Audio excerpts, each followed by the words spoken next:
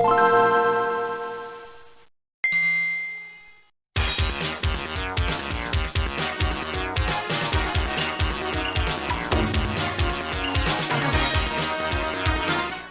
adore the Game Boy Advance. While I technically grew up after the GBA was dead, I owned one when I was younger, though I eventually sold it. Earlier this year I bought a GBA and I have been loving it. It has one of my favorite libraries on any console, and it's also filled with a lot of weird ports. I've already covered some weird Game Boy Color ports, so why not hop on over to the GBA and cover some GBA ports? Except the GBA has way more weird ports where one video on a bunch of GBA ports won't really give them the proper recognition. So instead I'm going to split each GBA port's video into genres, and today I'm starting this GBA celebration with the fighting game genre. Well, not every game on this list is a port.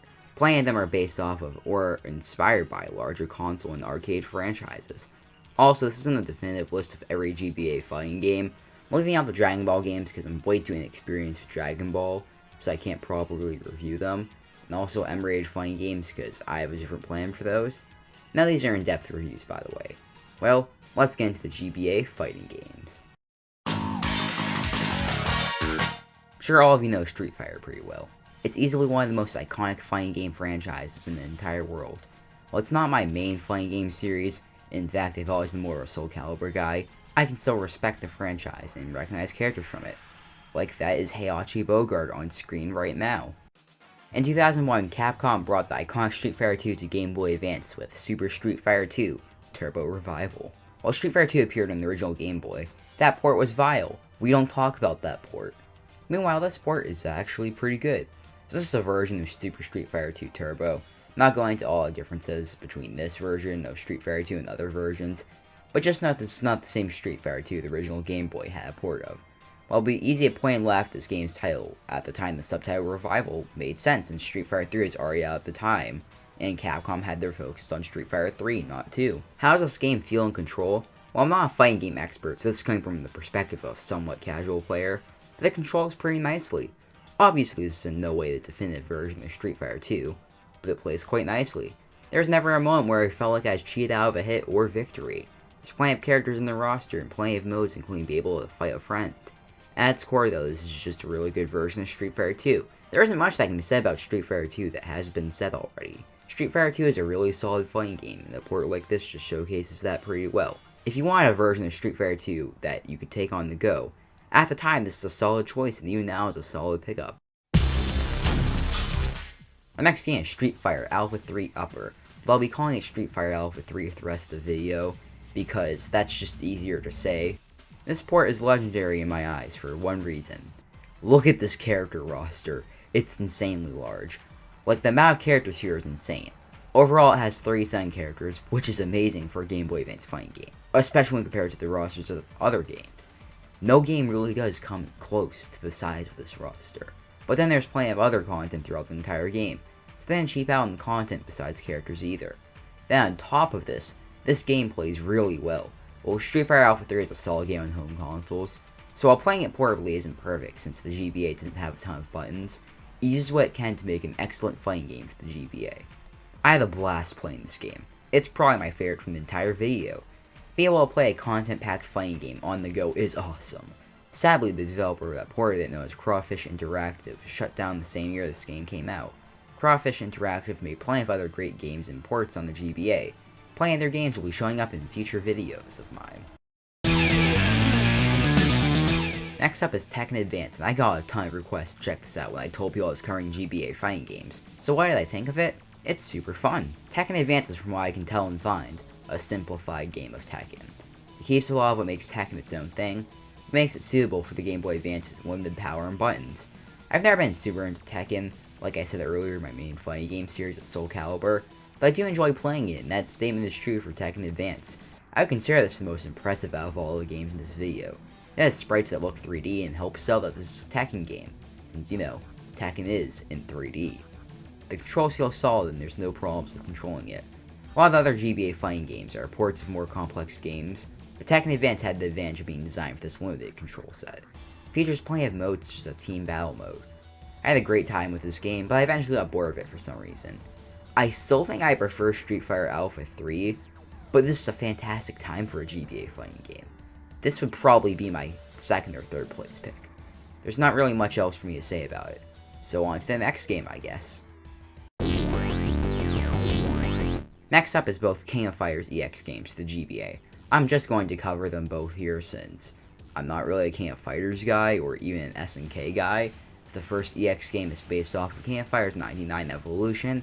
The second EX game is based off of King of Fighters 2000. Both of these games are overall fantastic and really solid. The controls are smooth, which is a big benefit. They never feel janky to control, which is difficult to avoid when playing a fighting game on a Game Boy Advance. Character rosters are vast for a GBA fighting game, even if it isn't mind-blowing in size, like for example, Street Fighter Alpha 3. The characters even have their own voice lines. Also, dang does this pixel art look gorgeous. It's detailed with every character having excellent colors. Nothing here looks ugly.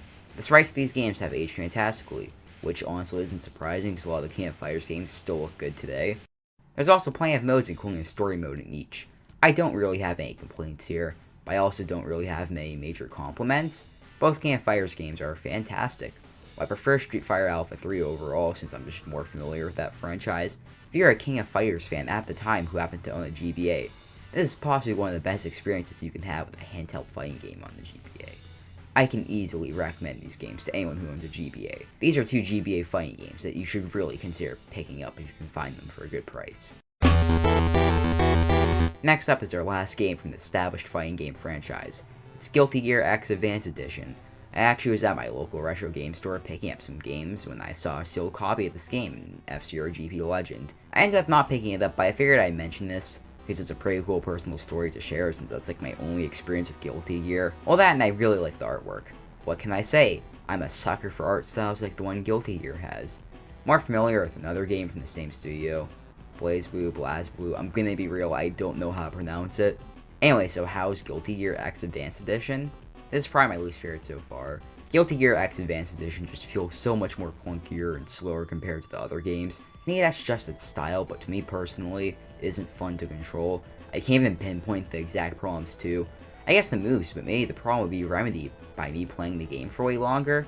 Maybe Guilty Gear is just a type of fighting game I don't enjoy. Like, it's not awful, I just didn't find myself having the greatest time with it. I feel like if I enjoyed the Guilty Gear series, maybe I would really like this game. Also, the art just looks lame, which takes away most of the appeal to me personally. It's pixel art, but it's not good looking pixel art. The Game Boy Advance, this game looks just okay. Really disappointed because I was hoping this game would make me want to give the entire series a try. But Guilty Gear X Advance Edition does nothing fun or exciting. Sure, it has stuff like Team Tag, but so does Tekken Advance, and that game is way more fun. I'd recommend you maybe stay away from Guilty Gear Advance Edition. I don't think it's worth picking up, honestly. Maybe if you're a Guilty Gear fan, give it a try. That was all the games from established fighting game franchises that I wanted to cover in this video. Now let's take a look at some weirder fighting games, starring Zack Bell, Electric Arena. I don't like this game. It's not a bad game, it just didn't click with me. Maybe it's because I'm not a fan of Zack Bell, so for me personally this game is just a fighting game instead of like a cool fan service thing where I play as characters I know and love. On its own, the game has a decent amount of content including a story mode, standard versus mode, multiplayer, mini-games, survival mode, challenge mode, and stuff to collect. But it all falls apart in the gameplay for me personally. And in a fighting game, the core gameplay matters the most. The combat is super basic with you using A to jump, B to attack, and L and R for this special move using this mirror down here. The more filled up it is, the more damage the attack does. The game doesn't really have a tutorial though, so you'll learn all of this while playing. It means overall the combat feels really basic and more like you're just pressing buttons. Sometimes the characters also end up off screen, which I dislike. I mentioned the minigames earlier, and while they're boring, but they're easy to get past. The biggest positive here is the sprite work for characters in combat. It looks decent in my opinion. Not the greatest sprite work on the GBA by far, but still looks good and is pleasing to look at. Overall, Zack Bell Electric Arena isn't really my thing, but I'm sure someone out there will enjoy it. If you enjoy this game, cool, don't let me stop you. But for me, there's just nothing that makes me want to play it. Anyway, you may have noticed this was the last game in the opening montage, but I have one last surprise for you. Our final title is Rockem Stockem Robots. Yep, that's today's surprise. Why is it a surprise? Because this game is weird. Based off of the game that broke after like 3 days of me playing it, Rockem Stockem Robots is a weird GBA fighting game. It tries to adapt the classic gameplay through two decisions. Mainly that you can't jump, and the way you beat your enemies is after you get their health low, you rapidly hit L and R to beat them. This would be cool, except it's painful to do. If you're supposed to hit them slowly, that doesn't work with how fast the bar goes down, so I had to rapidly button mash L and R.